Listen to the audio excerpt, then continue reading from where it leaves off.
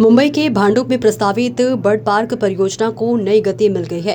मुंबई उपनगर के पालक मंत्री आशीष शेलार ने बताया कि पर्यावरण संरक्षण, जैव विविधता और इको टूरिज्म को बढ़ावा देने वाली इस महत्वाकांक्षी परियोजना के लिए जिला योजना निधि से 45 करोड़ रुपए उपलब्ध कराए जाएंगे।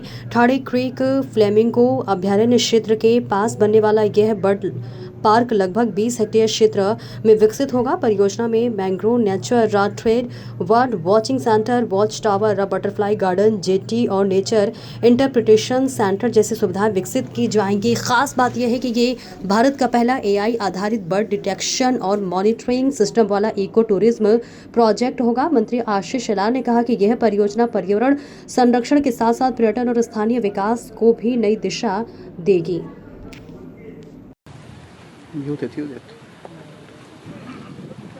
छत्री छत्री इम्पॉर्टंट आहे सायलेंट राहा. मोठी छत्री होती ना मध्ये वो नाही मालूम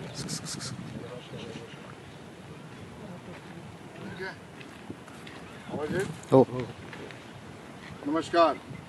आज आपण जिथे उभे आहोत ही मुंबई आहे आपली आणि या मुंबई शहरातल्या भांडूप भागामध्ये एक बर्ड विविध पक्षी जे नैसर्गिकरित्या इथे येतात त्यांचा इथे अधिवास आहे.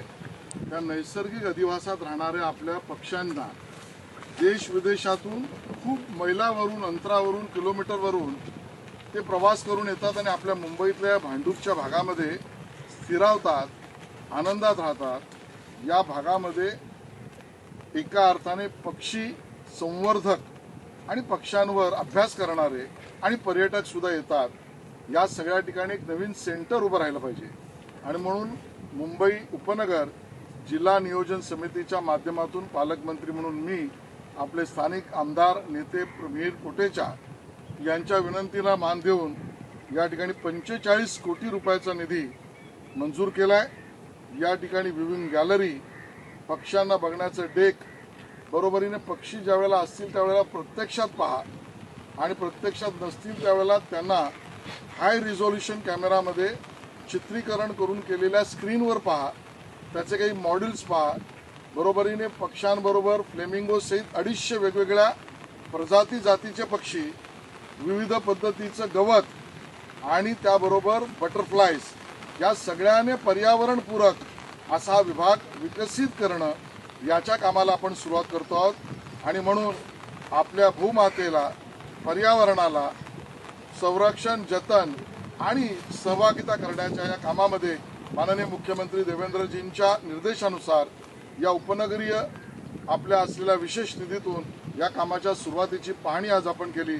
सोबत मिहीर कोटेचा ज्यांच्या संकल्पनेतून होत आहे तेही आहेत, त्यांनाही मी विनंती करतो. मी आमचे पालकमंत्री श्री आशीष शेलारजी यांचा मनापासून आभार व्यक्त करतो. त्यांना मी आज शब्द नाही माझ्याकडे.